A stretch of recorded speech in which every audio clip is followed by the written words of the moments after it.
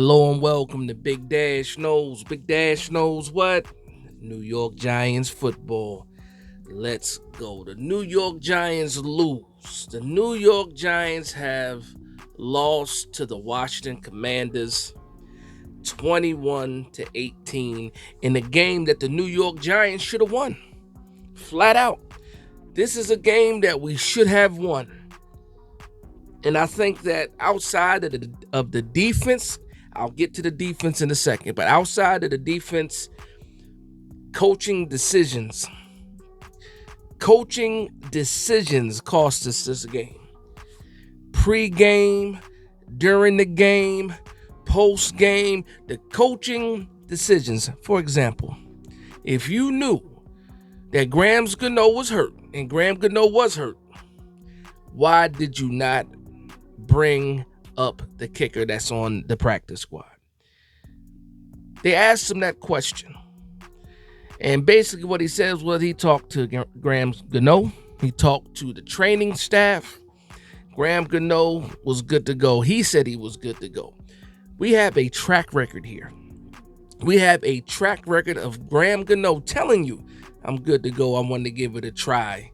And then something bad happens. It happened last year, and we ended up missing him for the rest of the season when he went out. And we had backup kickers that couldn't even make extra points. And speaking of extra points, that's exactly what we needed today, extra points. We couldn't get any 2-point conversions. Jamie Gilliam missed one of the extra points when we gave him a shot. And then after that, you already knew what it was. That the New York Giants will be doing 2-point conversions for the rest of the game. Late in the fourth quarter, you saw Graham Gano with his helmet on, acting like he was going to give it a shot. Should the New York Giants have given him that shot? That's another question. And that has to do with a lot of in-game decision-making by Brian Daboll. So I'm already mad at Brian Daboll about possibly not bringing up the kicker. Could he have had faith in Graham Gano? Absolutely. He could have had faith in Graham Gano, but at the end of the day, you need to make that decision. You can't depend on what this guy is saying, because at the end of the day, he's a kicker. He's a kicker, a good kicker. But he's still a kicker at the end of the day. And with a track record. So that's the first thing. That's the first finger I'm going to point at somebody. Finger goes to Brian Daboll. Pause. The next guy on my list. The next guy on my list is the defensive coordinator, Shane Bowen. Now, I was mad when we were winning this game because we had the whole bend but don't break defense going on. Patrick Graham, James Betcher, whatever in the past, DC, you want to bring up as a comparison to what Shane Bowen is doing right now, go ahead and do that. It's not working. You don't have the correct scheme for the players that you have. Your scheme works in Tennessee because of the players that you have. Right now, you're trying to, I can't even say force. What you're trying to do does not fit the talent of the roster. And not saying that the New York Giants are just wildly talented, because we're not. We got missing pieces everywhere. But there are enough pieces that you should have a better plan or a better scheme when it comes to this defense than the soft zone, the too high look, the soft zone and not getting pressure is another thing. And the thing that makes me upset about it too is that when you did apply pressure, it did work. Outside of Jaden Daniels being Houdini and being able to escape, everything that's coming towards him, it just doesn't work. But it's better than the soft zone.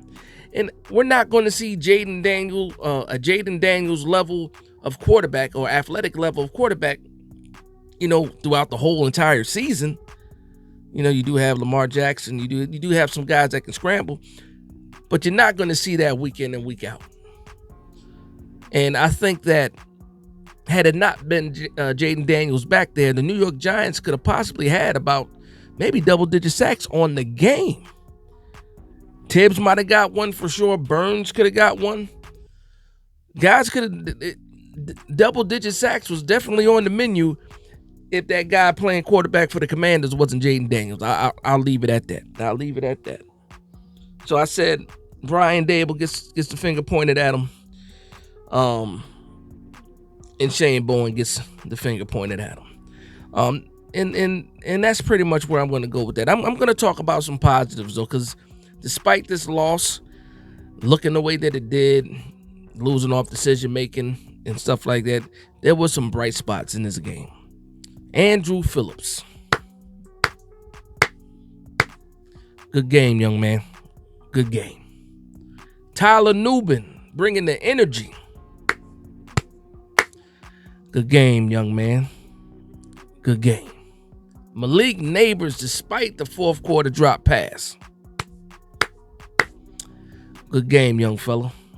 Good game, but you got to catch that. Oh, man. You got to catch that ball, brother. You got to catch it. You got to catch it. And you knew it. You knew it. You were upset about it.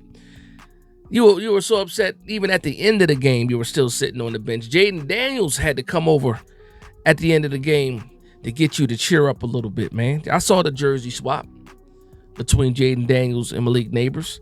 And again, Malik Neighbors told us he hates losing more than he likes winning. And to lose this way sucks. It absolutely sucks, man. It just does. It just absolutely does. The Washington Commanders, man.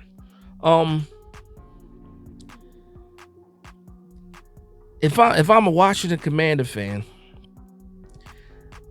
I'm happy, but not really. You guys got a lot of things to clean up, man. Jaden Daniels right now is your offense. He is the whole team.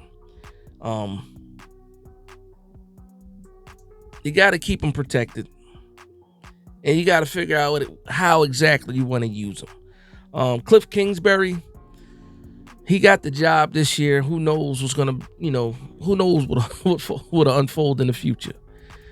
But that's all I'm gonna say about the Commanders. Good game for Jaden Daniels. Yeah. But back to the New York Giants. We didn't even force a punt. We didn't even force one punt against the Washington Commanders. Not one punt.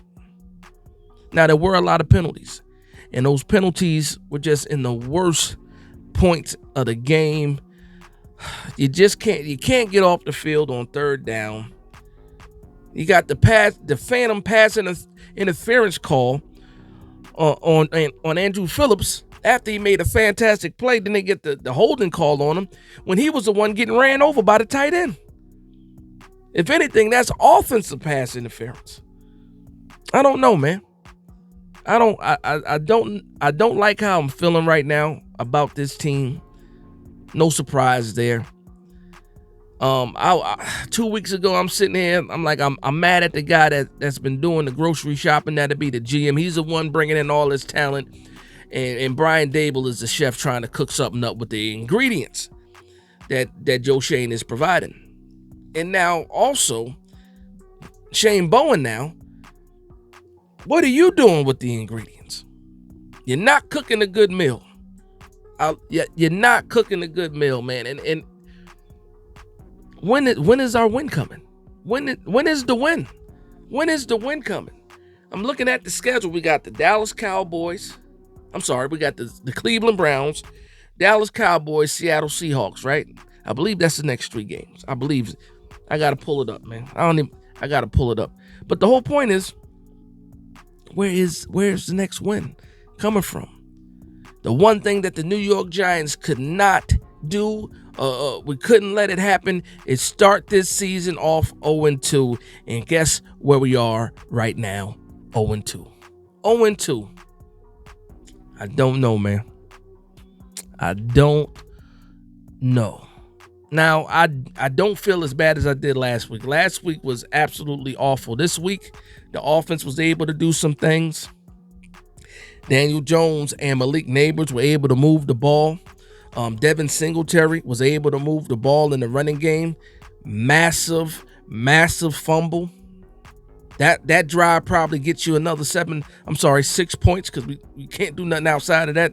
Gets you another 6 points, but that was a big fumble, man. That was a big fumble. Running back one-on-one, they teach you in Pop Warner. Keep the ball on the outside hand.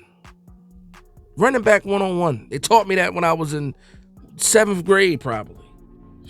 5th grade, maybe.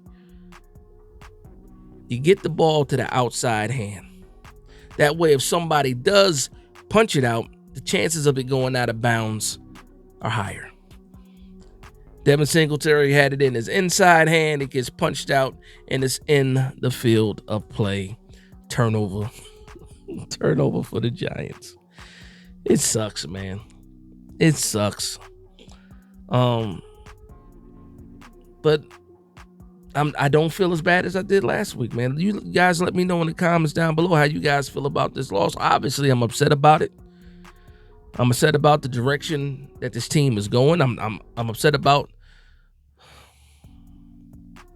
getting to September and already looking at college football and picking out players for the draft. That's what I didn't want to happen. I just wanted to be able to enjoy college football, and now I'm looking at prospects like, can this guy be a New York Giant already, and we're only 2 weeks into the season? Somebody walk me, help me get off the ledge, man. Somebody please do that. Can you do that? I'm down right now, man. I am down. I'm down. For real. For real, it sucks, man.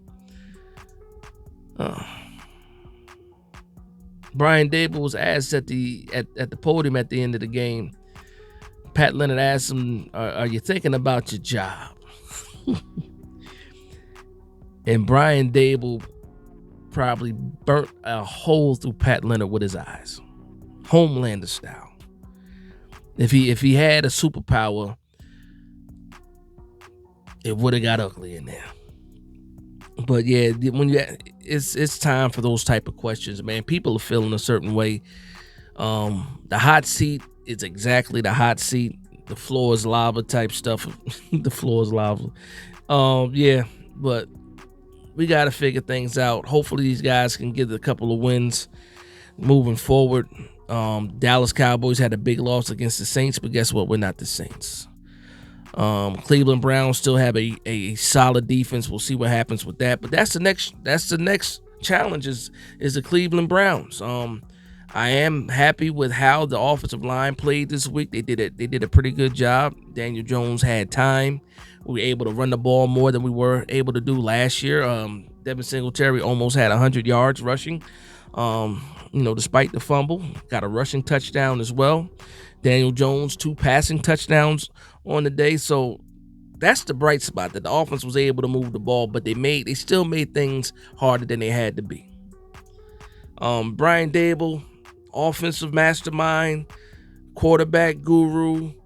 Jalen Hyatt can't get on the field. What's going on with that? Is he in the doghouse? Is it just that you don't trust him? What is going on with Jalen Hyatt, man? I need answers for that, and I probably won't ever get them.